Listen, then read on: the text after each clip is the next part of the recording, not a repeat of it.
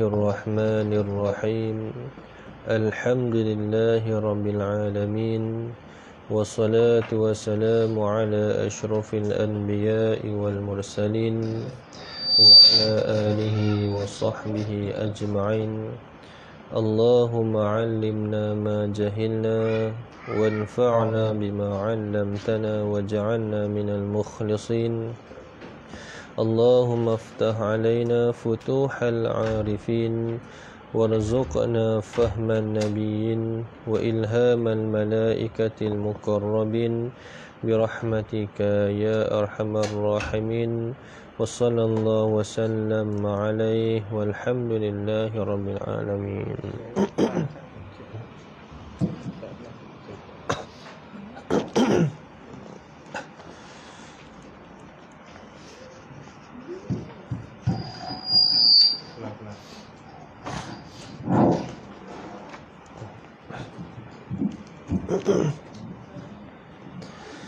قال رب اشرح لي صدري ويسر لي أمري واحلل عقدة من لساني يفقه قولي رب يسر ولا تعسر رب تمم بالخير ولا حول ولا قوة إلا بالله العلي العظيم ولا حول ولا قوة إلا بالله العلي العظيم ولا حول ولا قوة إلا بالله العلي العظيم أما بعد. Alhamdulillah, sambung lagi pengajian kitab kita. Tengok pada muka surat 7, kitab Penawan Bagi Hati.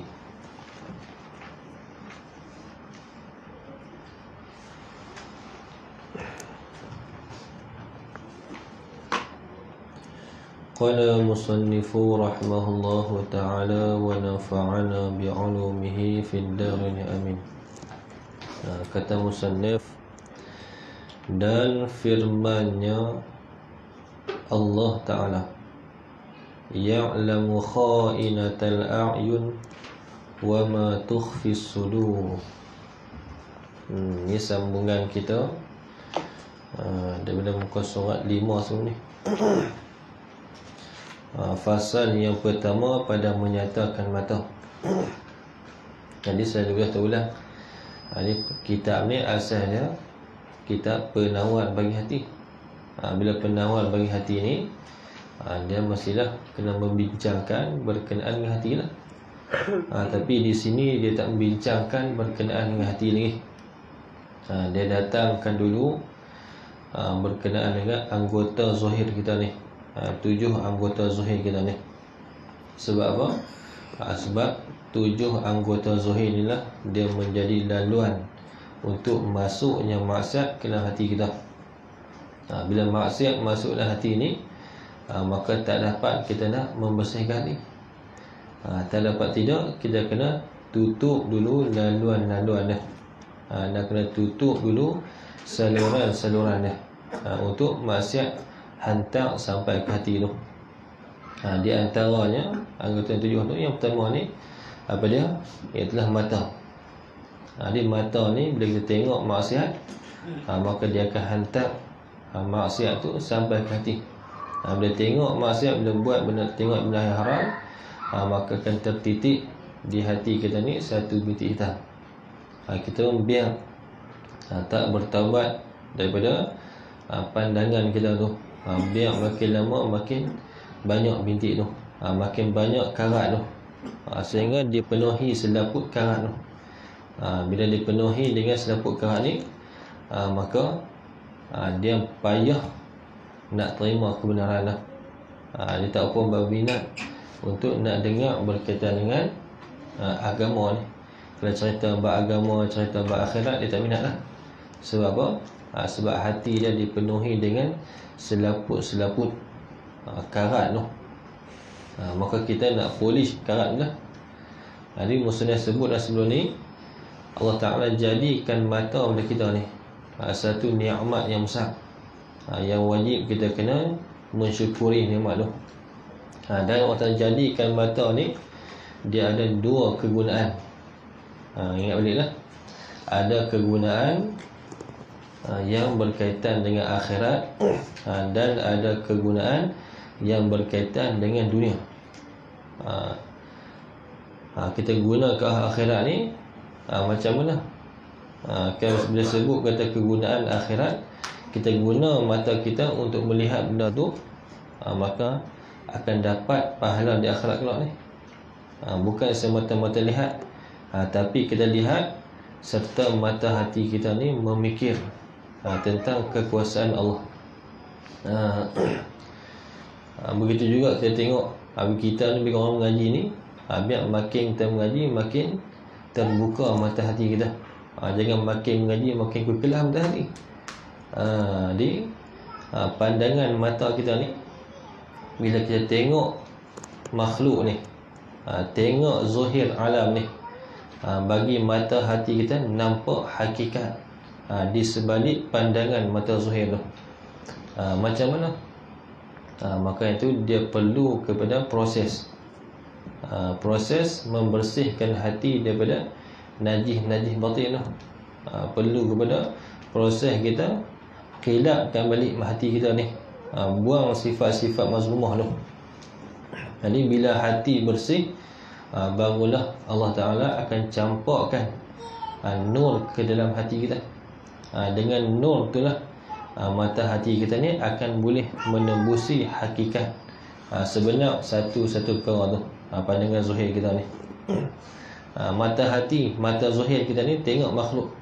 Dalam masa yang sama, mata hati kita boleh dapat menyaksikan kekuasaan Allah. Sebablah kena bersihkan hati, insya-Allah Allah akan bagi nampak sikit.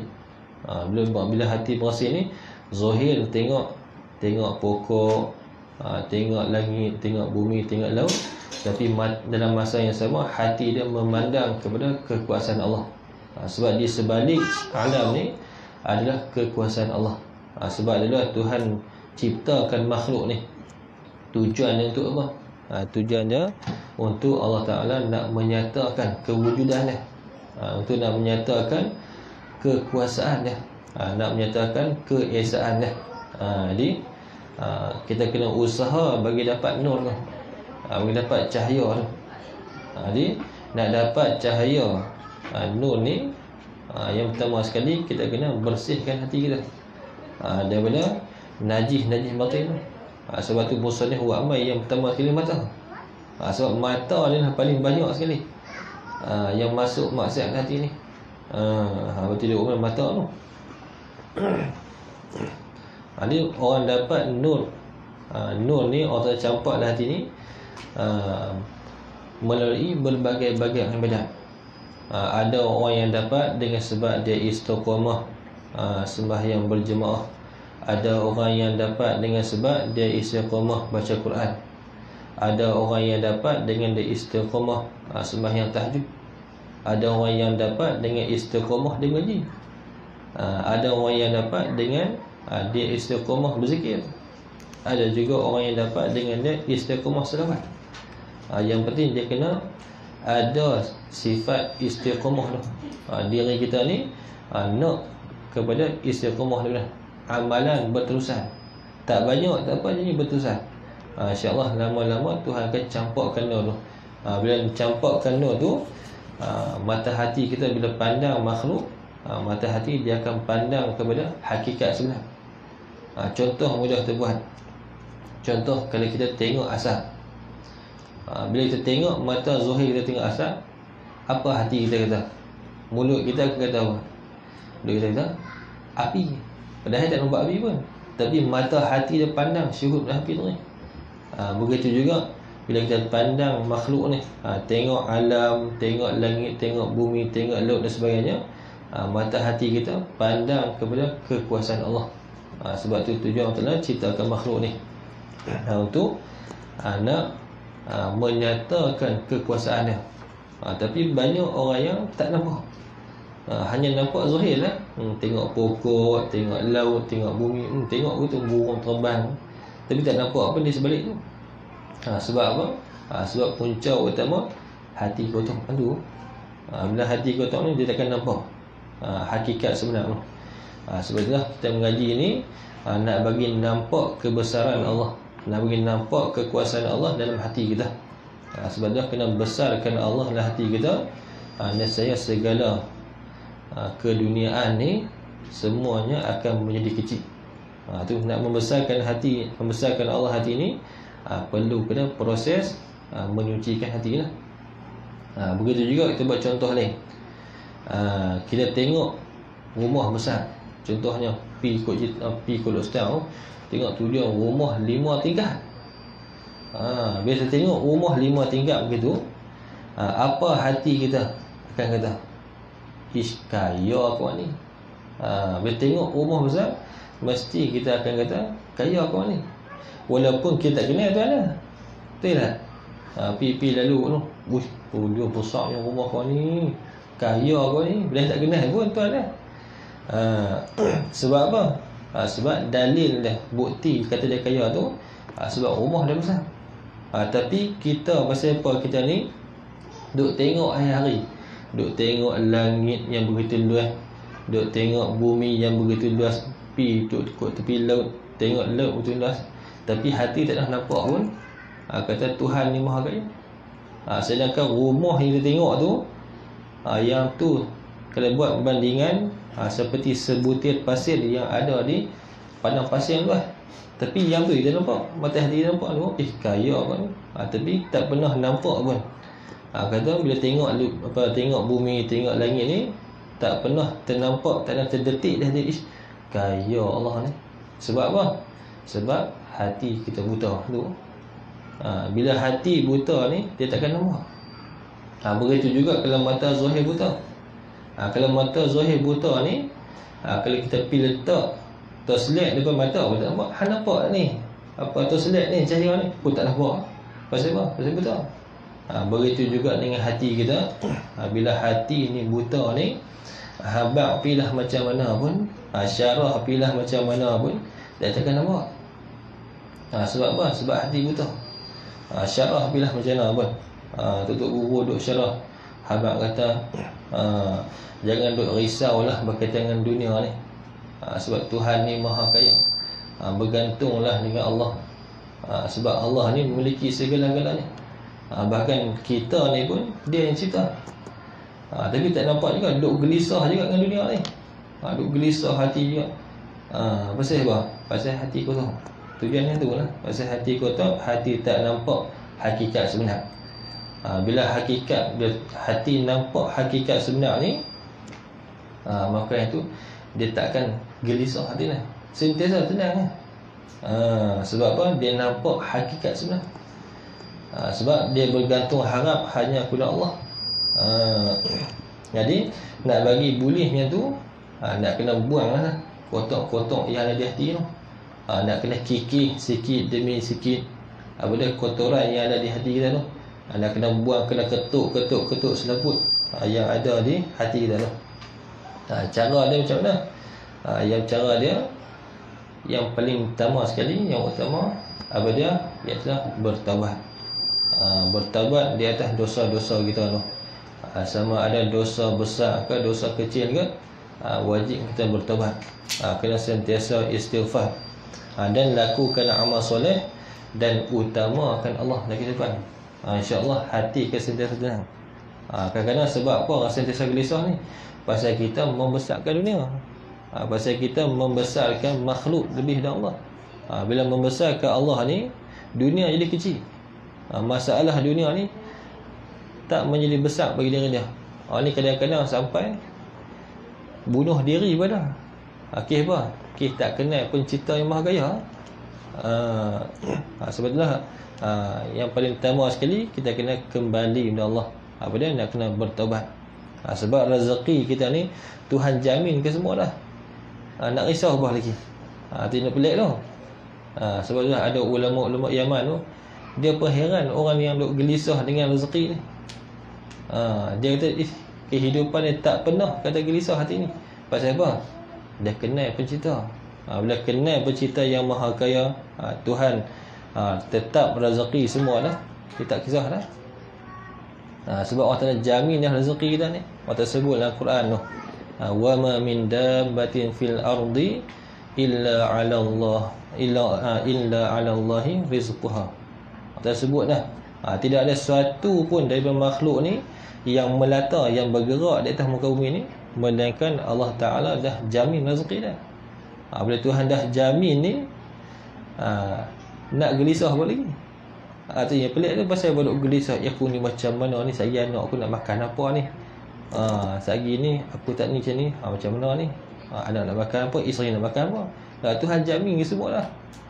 Sedangkan Tok Sami tu duduk lena dalam wad tu, tak nak fikir pun, tu pun makan kenyang. Tu tengok tu pencuri ataupun pembunuh yang duduk dalam penjara tu, pergi tengok dia buka senar tu, keluar semua gemuk-gemuk apa. Tu terang lawan Allah tu. Tu pun Tuhan bagi rezeki. Boleh tengok kalau orang bandar keluar tak pernah ada kurus kedekah kan. Keluar tu dia hang dulu ni, aku tengok luar ni kurus kedekah, lah ni tu dia berisi tak kau. Tak kerja pun. Tapi pasal apa boleh hidup? Sebab Tuhan jamin rezeki dia. Kadang-kadang depa sonok lagi duduk dalam. Saya duduk luar ni, nak kena pergi duduk mencuri tadi, duduk dalam sehari 3 kali bukan. Kenyang. Siap balik keluar tengok semua gemuk-gemuk semua. Sebab tu jangan risau berkaitan dengan rezeki ni. Yang penting kena usaha. Sebab tu syariat suruh kita usaha. Hakikat Tuhan tentu semua dah rezeki kita ni. Kita buat asbabnya. Sebab apa?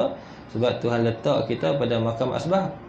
Kalau Tuhan letak pada makam tajrid, tak apalah. Macam tu guru besar-besar tu, tak kerja apa pun, mengajar 4 jam.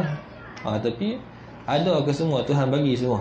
Sebab yang tu Tuhan bagi rezeki yang khusus bagi dia. Tapi kalau kita ni Tuhan letak pada makam asbab, ataupun sebut juga makam kasbi, makam kena usaha, maka kita kena buat usaha tu. Kemudian insya-Allah lah Allah Ta'ala bagi tu. Kalau kita nak buat contoh lagi, nak bagi nampak kata rezeki ni Tuhan jamin semua lah. Seolah-olah lah kita ni sesat di satu padang pasir yang begitu luas. Sesat seorang diri ni, hati duk gelisah lah. Tiba-tiba kita bertemu dengan satu tempat ada raja dan tentera dah. Kemudian raja tu dia kata apa kita? Kamu jangan risau, dia kata. Kamu khidmat dengan aku jamin rezeki kamu, aku jamin kehidupan kamu. Ketika tu rasa macam hati kita. Kalau kita lah pergi satu tempat tu sesat, bila sesat seorang diri, tengok siapa pun tak ada ni, macam mana aku ni gelisah dah, nak minum air pun tak ada ni.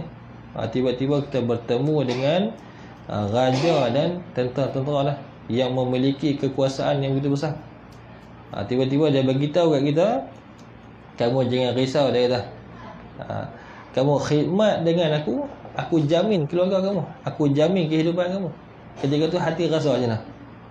Tenang, bahagia. Sebab apa? Sebab raja tu bagi jaminan. Begitu juga tersebut Al-Quran ini, wa ma min dabbatin fil ardi illa 'ala Allahi rizquha. Tidak ada suatu pun makhluk yang melata, yang bergerak dalam muka bumi ni, melainkan Allah dah jamin dah rezeki dah. Cuma kita ni nak kena khidmat lah, nak kena buat apa yang Tuhan suruh, nak kena tinggal apa yang Tuhan larang. Yang tu lah. Sebab kita kena faham rezeki luas, rezeki sempit, rezeki ni bukan pada harta. Kadang-kadang kita meletakkan syarat nak hati tenang ni. Meletakkan syaratnya lah, kalau aku nak tenang, aku nak bahagia ni, kena harta banyak. Kalau aku nak tenang, aku nak bahagia ni, kena rumah banyak, kena rumah besar. Kalau aku nak tenang, aku nak bahagia, nak kena bagi kereta besar, kereta banyak dan sebagainya. Kita yang meletakkan syarat, sedangkan Allah Ta'ala tak meletakkan syarat. Nak bahagia ni bukan dengan sebab harta banyak. Jadi kita kena faham tu. Luas rezeki, sempit rezeki ni bukan pada harta, tapi di mana? Di hati kita. Di hati kita tu. Kadang-kadang kita tengok seorang ni, dia pendapatan dia bulanan dia tengok 30,000, 40,000. Tu pun hati sempit lagi. Duk rasa tak cukup. Pada tu dia dah abang-abang kata sebulan 30,000, aku tak cukup 30,000. Tu dia kita kata 30,000 takkan tak cukup lagi, tapi hati rasa sempit lagi. Pasal apa? harta, sempit rezeki, luas rezeki ni bukan di harta. Di mana? Di hati kita. Apa dia? Ada sifat qanaah tu. Kadang-kadang kita tengok kawan ni, anak 5-6 orang, gaji sebulan 2,000 kan. Tu pun boleh pergi merata. Orang ada rumah, dia ada rumah. Orang ada kereta, dia ada kereta. Bahkan boleh bawa berjalan pergi merata. Sehari pergi makan angin sini, sehari pergi makan angin sini. Yang kawan ni 30,000 gaji, tu pun tak boleh pergi mana. Raja duduk rumah ya. Sehari yang ni nak kena yang ni. Dia rasa sempit. Sebab luasnya rezeki ni bukan pada harta, tapi di hati kita. Dengan sebab ada sifat qanaah pada hati kita tu. Sebab itulah yang kita sebut tadi, kawan ni walaupun 2,000, anak 5-6 orang pun hati lapang. Sebab apa? Sebab Allah Ta'ala campakkan kelapangan hati, kelapangan di hati dia. Sebab apa? Sebab dia ada sifat qanaah. Qanaah ni apa dah? Rasa puas hati dah, rasa bersyukur dah dengan apa yang Tuhan bagi ni. Kadang-kadang kita ni benda yang ada di kita tak rasa nak syukur. Duk rasa kalau dapat benda yang tak ada tu. Bila dapat benda yang tak ada, baru orang syukur. Tu yang masalah kita ni. Tu kena faham tu bab rezeki ni. Sebab itulah Nabi sebutlah, laisal ghina an kasratil arad, walakinal ghina ghina nafsi. Tidaklah kaya tu pada banyaknya harta. Bukan hakikat kekayaan ni banyak harta. Walakinal ghina ghina nafsi. Akan tetapi kata Nabi, kaya yang sebenarnya apa dah? Kaya hati.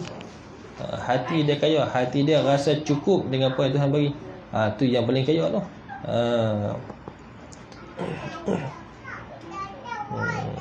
Semua kita benar kami beli. Tu sikit lah.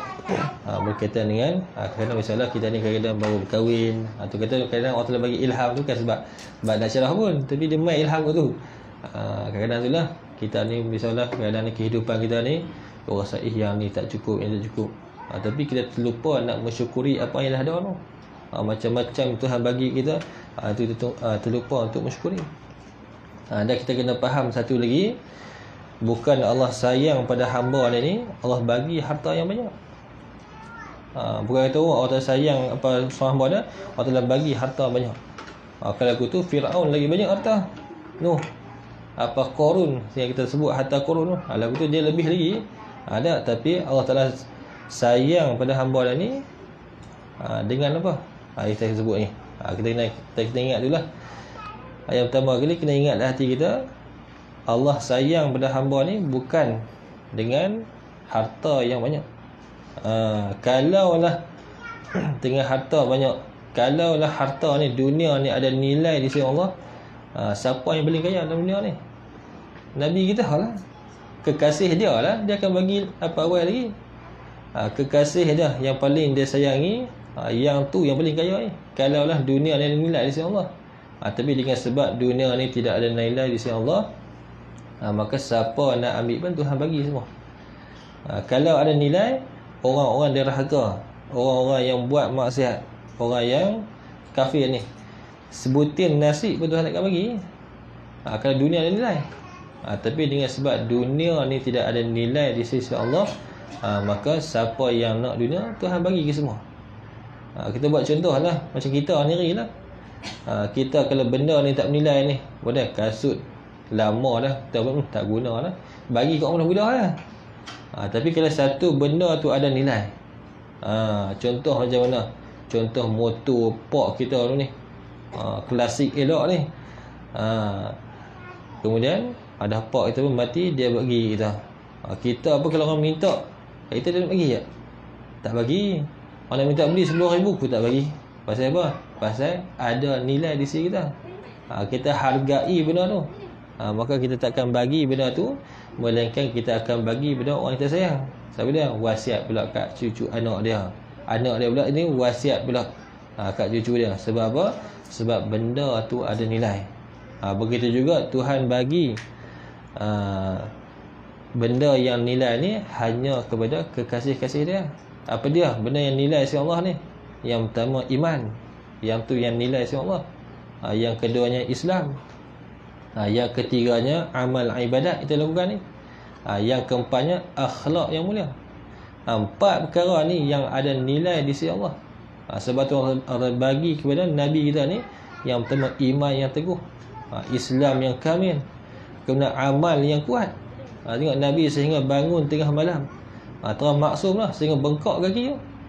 Dan akhlak yang mulia. Ada 4 ni cukup lah, bernilai dari sisi Allah. Sebab tu Allah hanya bagi 4 perkara ni kepada siapa? Kepada Nabi, kepada orang yang soleh. Kalau ada 4 perkara ni, bernilai lah sisi Allah.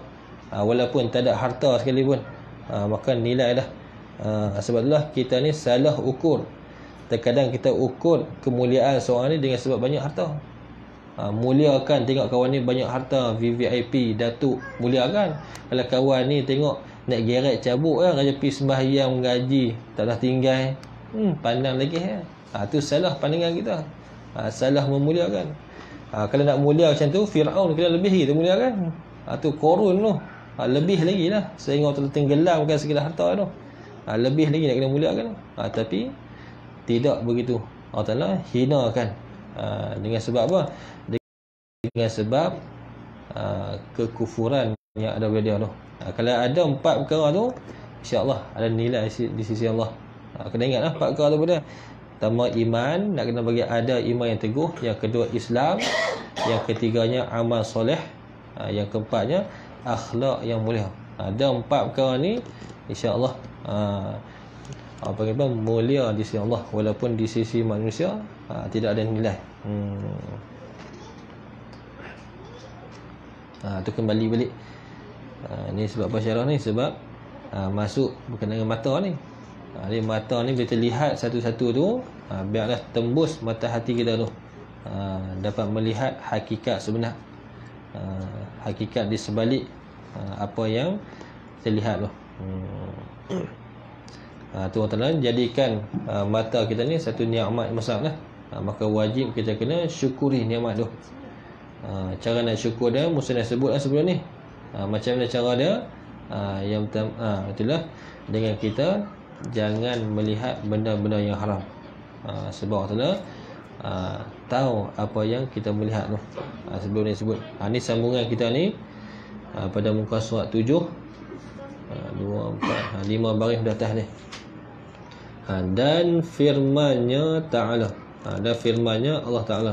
Ini dalil yang kedua ni. Yang sebelum ni dalil yang pertama tu kulil mu'minina tu. Ini dalil yang kedua, wajib pelihara mata.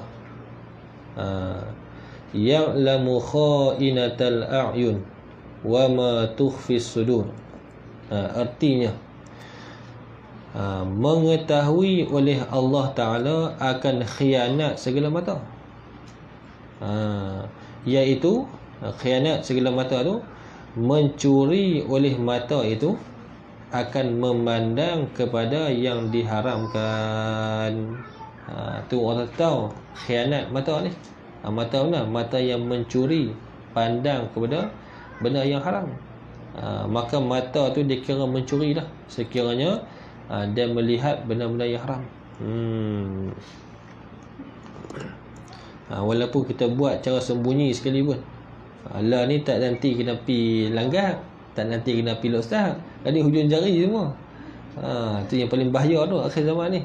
Tak nanti kena pi tu, walaupun duduk dalam bilik sekalipun, mata ni boleh buat maksiat punya ni. Dan mengetahui ya Allah tu, barang yang menyembunyi oleh segala hati. Barang ni perkara lah, perkara yang menyembunyi oleh segala hati. Bayan barang tu daripada cita-cita mengerjakan kejahatan, dan cita-cita mengerjakan kebajikan. Begitu juga Allah Ta'ala mengetahui juga cita-cita hati kita, azam hati kita tu, nak buat kebaikan ke nak buat kejahatan, Allah tak tahu. Cumanya rahmat Allah ni, kasih sayang Allah, bila kita azam cita-cita nak buat kebaikan, Allah Ta'ala suruh malaikat tulis pahala lah. Tu rahmat Allah. Bila azam esok ni aku nak pergi sembahyang berjemaah di masjid tu, ataupun esok ni aku nak tolong kau ni, niat nak buat baik, dapat pahala dah. Tapi kalau kita niat nak buat jahat, tak dapat pahala lagi. Melainkan kita dah tekad dah. Macam mana? Langkah kaki dah. Contoh niat jahat je nak, aku nak pergi curi buah pelang, buah pakman tu, niat saja tak dapat dosa lagi. Kemudian dia pun langkah kaki dah, selangkah, 2 langkah pergi rumah pakman tu, ketika tu baru ditulis dosa. Selagi walaupun niat saja, yang tu tak ditulis dosa lagi. Tu satu rahmat Allah lah.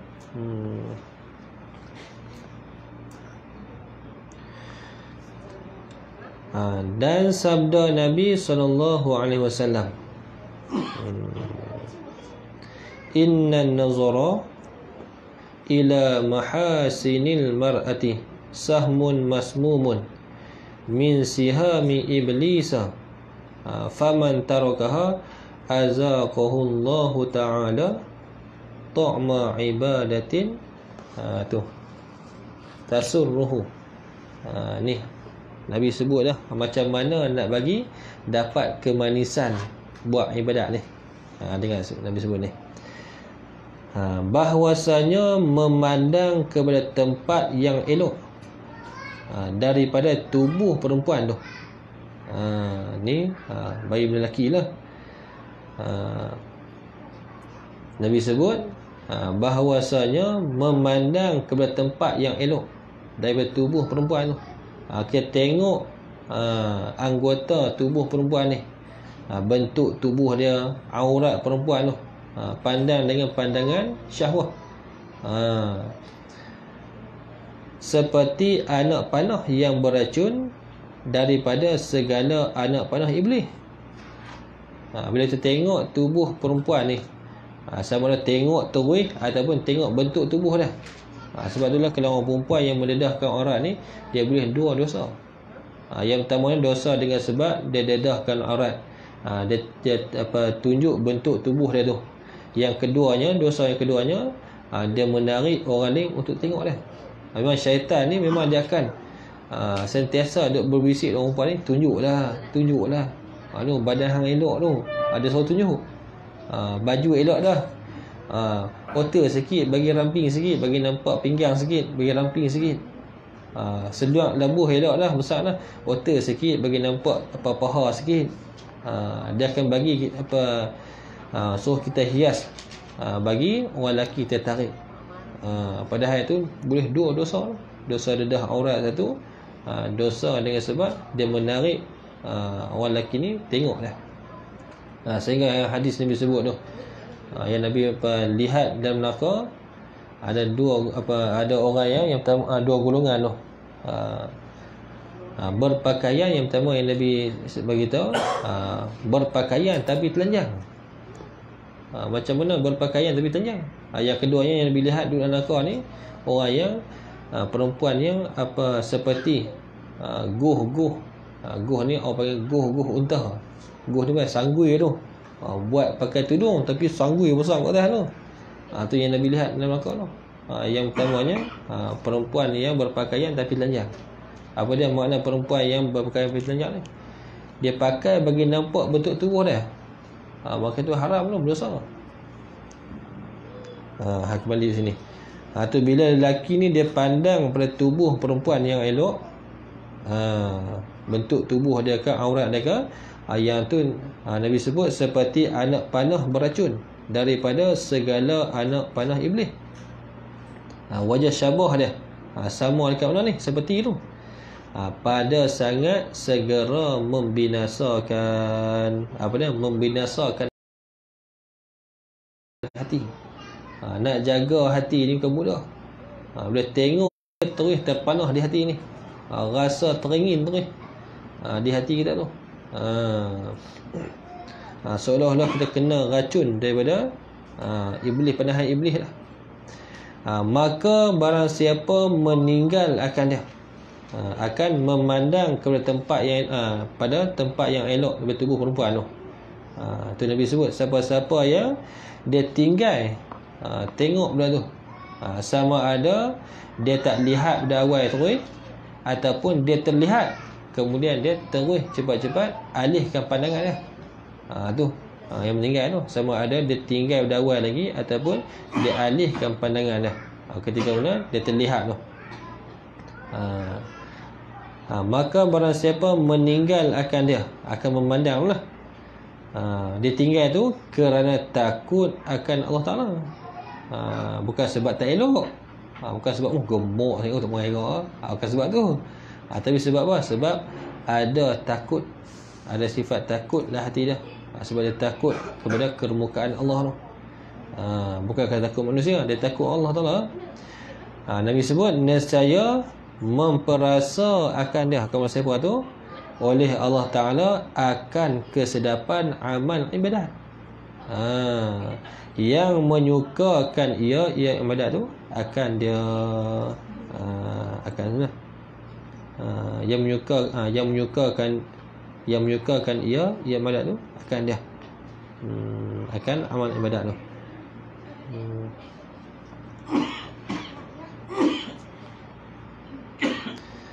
Tu Nabi sebut dah, kalau kita tinggal tengok tubuh perempuan, tengok dengan syahwah, maka Allah Ta'ala akan bagi rasa kemanisan buat ibadat. Bila rasa manis buat ibadat ni, maka dia akan makin bertambah-tambah. Contoh sembahyang ataupun baca Quran ke, nak tahu manis tak manis, bila baca semuka, rasa nak teringin, nak tambah satu muka lagi, rasa dua muka, dia tambah lagi 3 muka lagi. Sebab apa? Bila rasa manis, rasa sedap ni, dia rasa rajin nak buat. Tapi pasal apa kita ni nak baca Quran semuka pun rasa lama nak habis ni, rasa macam sejam lah baru baca sebaris. Tapi hati duk rasa macam tak suka. Sebab apa? Sebab kita tak jaga pandangan mata kita. Sebab tu akhir zaman ni cukup payah nak boleh dapat kemanisan buat ibadat ni. Lalu kita hujung jari semua. Saya kita tolak ni nampak paha kau ni pula, saya kita tolak kau ni nampak kau ni pula. Terpayah tu akhir zaman ni. Tapi kalau kita usaha, insya-Allah boleh.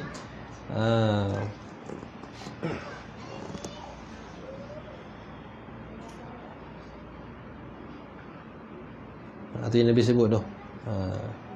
Nescaya memperasai akan dia, akan barang siapa lah, oleh Allah Ta'ala akan kesedapan amal ibadat, yang menyuka ia, yang ibadat tu akan dia, akan barang siapa lah.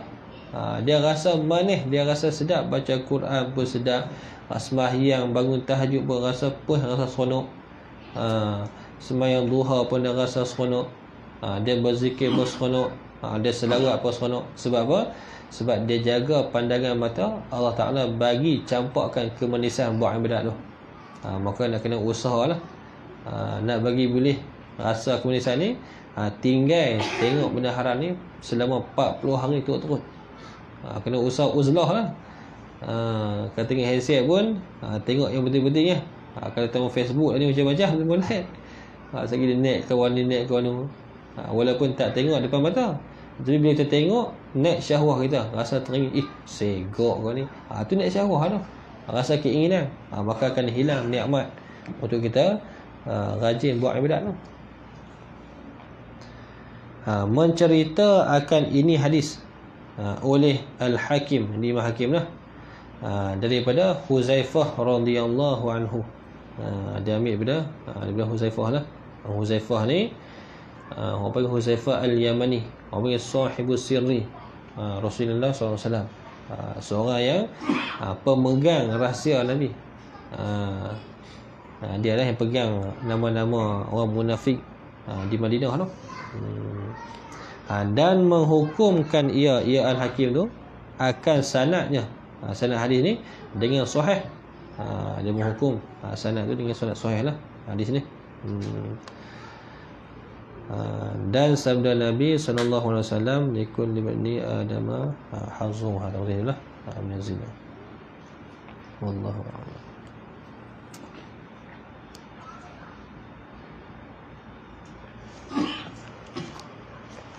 Tengok kita yang kedua sikit.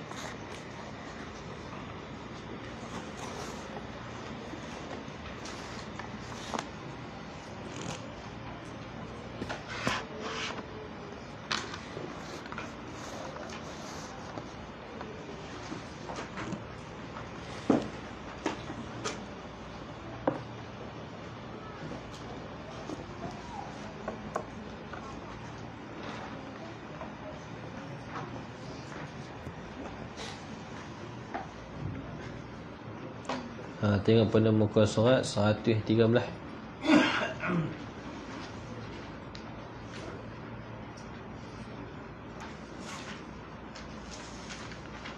Dan yang ke-36 ya.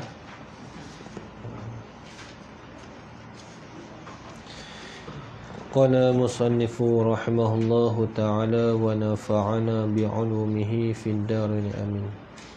Kata musannif, dan yang ke-36 nya. Ke-36 daripada 40 perkara yang membatalkan sembahyang. Yang jadi batal sembahyang itu batal sembahyang kita dengan sebab batal sembahyang orang yang lainnya. Lain kita lah. Termasuk bukan batal sembahyang ni, batal sembahyang kita, batal sembahyang orang lain. Macam mana? Dia akan sebut kata ni. Dan batal orang yang lain, ini sembahyang orang lain lah. Batal sembahyang orang lain dengan sebab batal sembahyang kita. Ada juga masalah yang batal sembahyang ni, kita batal sembahyang, orang lain pun batal sembahyang juga. Benda yang sama lah. Kali ya. Dan tidak sah sembahyang kita dengan sebab tidak sah sembahyang orang yang lain. Semua jugalah. Pun sembahyang tak sah ni. Sembahyang orang lain tak sah. Qoyah dia, orang nak menyuruh lah. Kata batal sembahyang tu. Dan jikalau orang yang lain tu bukan imam sekali pun, selain kita tahu kata imam tak sah sembahyang, barulah tak sah sembahyang kita. Kalau imam batal sembahyang, dia buat sembahyang juga, kita ikut batal sembahyang kita. Yang ni walaupun makmum yang batal sembahyang, makmum yang tak sah sembahyang, kita pun batal sembahyang. Tu imam sekali batal sembahyang juga. Sama ada kita belum beri salam atau kita sudah beri salam, barulah batal sembahyang kita lah. Sama ada kita ni belum lagi bagi salam, dulu mayang je lah, ataupun dah bagi salam lah, barulah batal sembahyang kita. Walau kita sudah beri salam, barulah batal sembahyang kita, walau kita sudah beri salam. Balik ke rumah masing-masing, dah balik rumah dah, makan minum, barulah batal sembahyang kita. Tak kalau itu ketika balik duduk rumah dah, kita tengok batal sembahyang. Ni masalah apa ni? Ni masalah sebut ni. Masalah main Jumaat. Maka surahnya, surah ni rupa dia lah, rupa masalah dia, gambaran masalah ni macam mana ni. Masalah yang jadi batal sembahyang ni. Orang yang sembahyang fardu Jumaat, 40 ahli Jumaat, 40 ahli Jumaat, 40 tu dengan imam tiada lebih. Masalah dia ialah sembahyang Jumaat, sembahyang cukup-cukup 40 orang. 40 orang tu lah orang yang mustautin di situ. Sebab kita akan mengaji akan datang ni, bab sembahyang Jumaat ni, syarat nak buat sembahyang Jumaat mestilah kena 40 orang yang mustautin di dalam qaryah tu. Bukan bermukim. Dia ada beza antara mustautin dengan bermukim. Apa beza dia? Kawan ni bermukim, kawan ni mustautin. Bila sebut kata bermukim, walaupun dia duduk 50 tahun lah, tapi dalam hati dia bercadang nak pindah ke tempat lain, yang tu bukan mustautin. Contoh kebanyakan cikgu-cikgu lah. Contoh dia duduk di KL, rumah dia, pak dia, mak dia duduk di KL. Kemudian dia main raja di sini lah, dapat posting main di sini. Duduk di Kedah ni, beli rumah siap lah. Duduk berapa tahun lah, 30 tahun lah. Tapi dah hati dia ada cadang, lepas aku pincin dia, aku nak balik bawa rumah di KL. Dia tak nama apa mustautin tu, tetap status dia sebagai bermukim. Bermukim ni orang yang wajib Jumaat saja, tapi tak boleh dikira 40 orang untuk jadi Jumaat dengan dia. Yang jadi Jumaat ni mestilah kena 40 orang yang mustautin. Mustautin ni apa? Tak bermukim, orang yang menetap satu tempat, tapi dalam hati dia ada niat nak pindah tempat lain. Walaupun duduk 100 tahun gila pun kita sebut, walaupun 100 tahun duduk tu, Tapi hati aku tak mati sini aku nak balik duk, nak balik pincin ini, nak balik pindah sana. Maka yang tu disebut sebagai bermukim. Kalau mustautin ni dia niat nak mati tu, tak mau pindah mana buat rumah siap, ni lepas ni pindah duduk sini dah. Mati sini Walaupun baru sehari duduk dalam kampung tu, dia kira mustautin lah. Contoh aku tu lah. Kawan ni dah ada pincin dia pun balik mai ada tanah pada rumah, pada dekat rumah pak dah ni. Pak dia kata dia buat rumah baru sehari je mai. Kemudian orang tanya dia, hang buat rumah ni lepas ni duduk mana lah? Pakai duduk tang ni mati tang ni. Mula hari tu kira dia tu sebagai mustautin lah. Dia boleh dia kira 40 orang. Dia belah apa batu 17 tu, dia belah pida tu. Ada apa depa buat flyover tu, depa pecah kalau apa nama kampung lupa saya pun. Yang tu nak cukup 40 orang pun payah. Kadang-kadang 32 orang, kadang-kadang pukul 4, pukul 3 setengah pun boleh hari Jumaat. Macam zaman dulu ni, nak kena telefon kawan ni, saat-saat aku duduk di bendang ni, saat tak boleh ni, duduk nabok ni. Kadang-kadang tu satu hari tu sebab kawan dia duduk tinggal jam tu sebelum Jumaat. Dia contoh lah. Dia kadang-kadang lupa tu imam telefon, tak sampai pun. Lepas tu lah ni dekat-dekat dah habis P3 lebih 32 orang ni kan tak buat Jumaat dah. Main Zuhur, elok-elok main Zuhur pakat mai pula dah. Berhenti je Zuhur tu. Pasal apa? Bila cukup 40 orang wajib kena buat Jumaat. Berhenti pula lah. Kadang-kadang tu ada hati ni seorang ustaz lah. Dia buat apa tazkirah Jumaat, dia punya tunya. Itu saya tak bayar sini lah dia kata. Saya nak pergi tazkirah satu tempat ni. Heran, dah masuk waktu Jumaat dah, waktu Zuhur lah. Dia nak pergi tazkirah satu tempat ni. Di masjid tu. Tu pun apa mufti turun mai tengok lah. Tak tahu nak buat kira lah. Sebab apa depa anak-anak muda ni semua pakat keluar ni. Tengok tu luar lah. Rumah dia pula jauh-jauh. Kawan ni sebiji, tahun ni bendang tahun ni sebiji. Bila buat flyover nak pergi ke Ayat Hitam tu, dia pecah kalah tu. Tu tak cukup tu. Ni bila jadi ni masalah ni.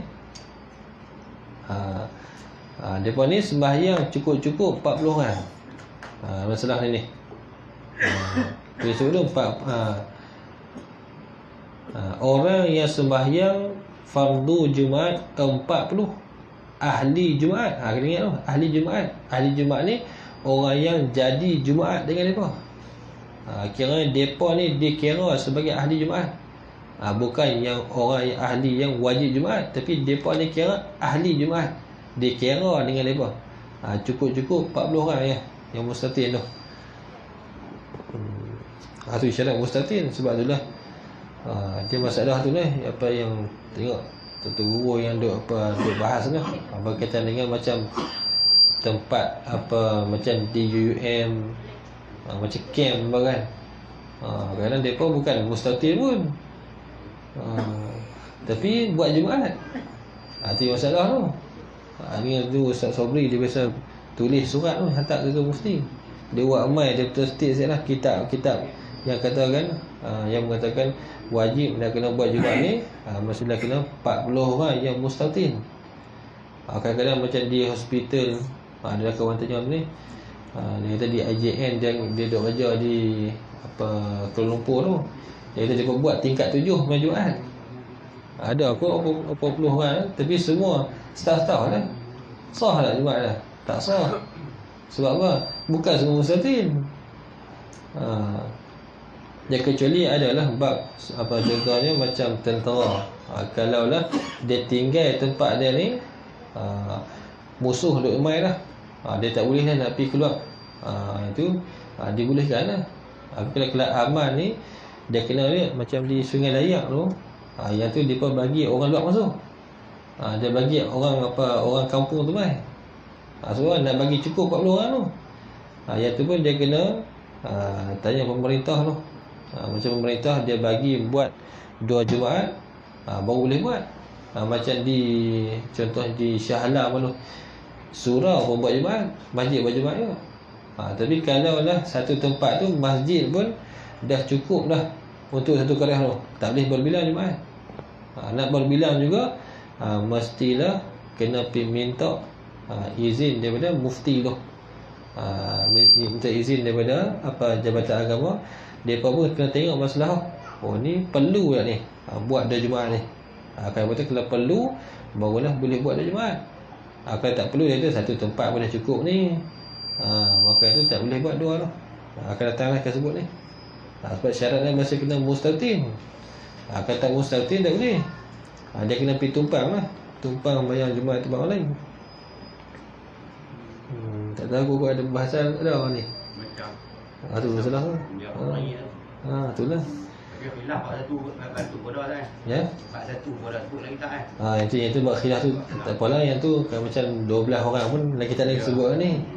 Yang tu sebab apa? Kalau memang tak cukup sungguhlah. Sebab tujuannya nak bagi anak karah dia dapat peringatan juga. Tujuannya. Sebab tu imam nak kena bagi peringatan juga. Sebab dia tahu dalam karya aku ni berlaku ada main tempat judi ke apa ke. Dia pun nak bagi peringat juga anak karya dia yang lalai ni. Sebab hang pagi nak main dah ni judi. Kalau ikut tu lah.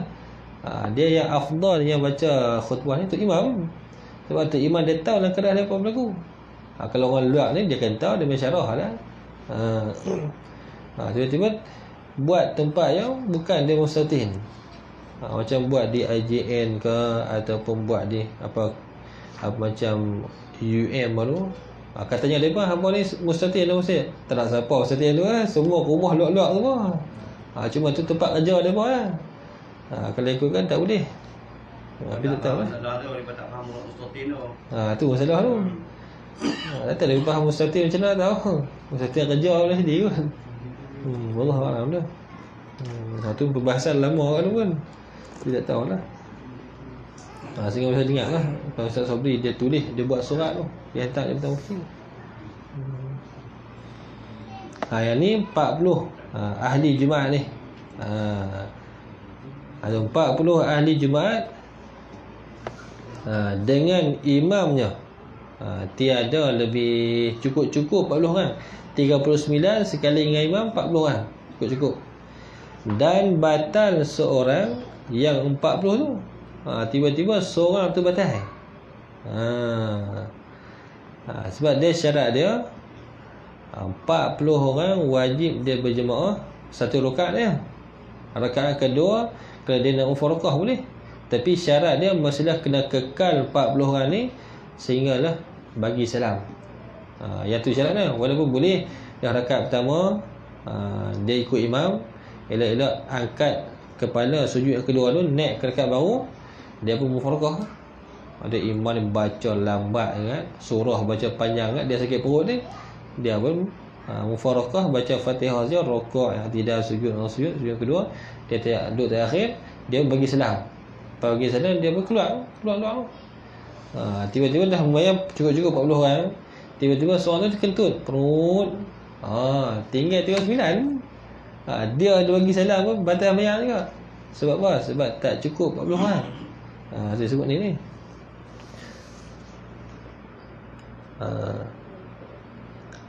Dan batal sembahyang seorang yang 40 tu. Daripada 40 tu batal seorang. Maka jika dapat berhimpun mula sembahyang Jumaat pula, nescaya batal sembahyang sekalian 40 itu. Kalaulah ketika mana kawan tu batal saat ni, terkentut seorang tu, kemudian boleh berhimpun balik 40 orang tu, maka tu batal ke semua. Siapa yang tak bagi salam lagi pun batal ke semua juga. Sebab ada masa untuk boleh himpun buat Jumaat boleh.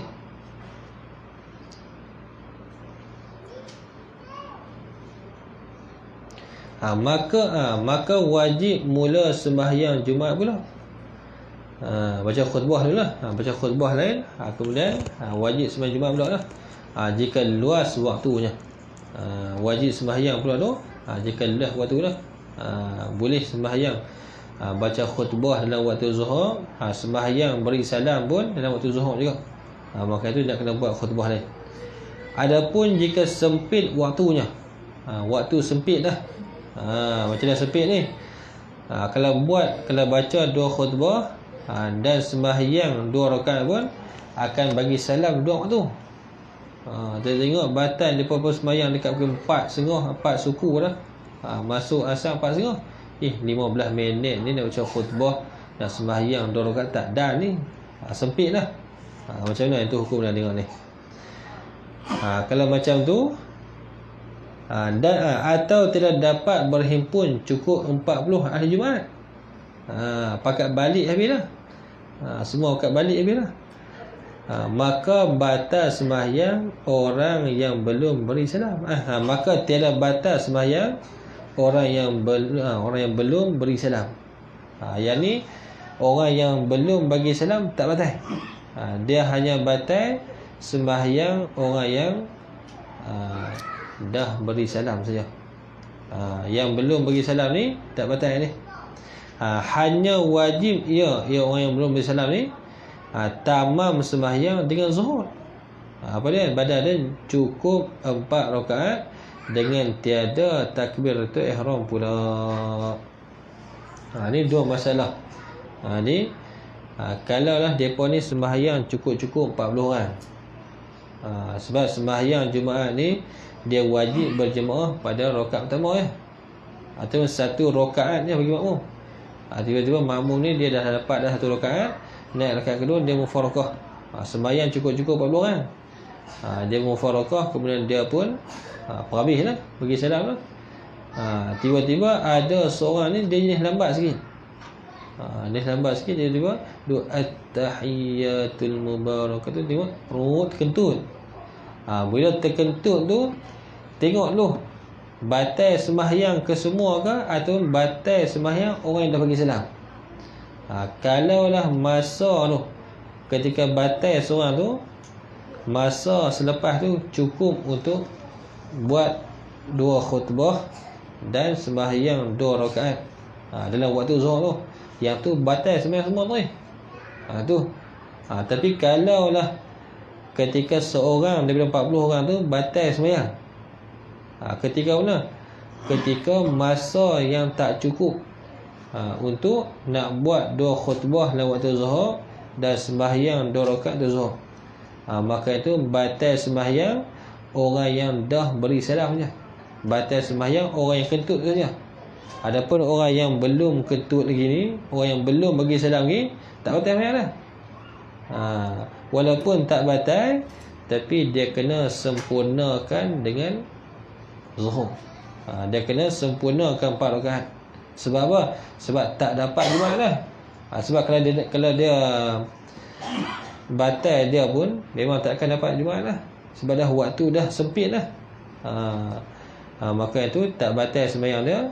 Maka itu boleh dia sambung tambah 2 rakaat lagi, bagi dia 4 rakaat dengan tanpa takbiratul ihram dia lah. Itu bab Jumaat lah. Ada faham tak ni? InsyaAllah kata mula dengan sambung. Dan ke-37-nya yang jadi batas sembahyang, yang jadi batas sembahyang tu makmum masbuk, ia rokok tak kala imamnya i'tidal. Ni banyak ni. Sama ada ia tamam Fatihah atau belum ia tamam Fatihah, nescaya batal sembahyangnya. Dia status masbuk, dia gagah perhabis Fatihah. Tiba-tiba imam dah angkat pada rukuk lah. Sami Allahu liman hamidah, batal sembahyang lah. Tak payah aku baca Fatihah habis, aku kira Fatihah habis. Sebab dia tu status sebagai makmum masbuk. Bila kita berjemaah, niat takbiratul ihram Allah, saya sembahyang fardu isya 4 rakaat makmum. Bila kita niat sebagai makmum, automatik kita akan dapat status salah satu kedua lah. Sama ada makmum masbuk ataupun makmum yang muwafiq, salah satu lah. Itu insyaAllah kata lah. Ni buat dia faham ni. Mudah ni. Ya Allah.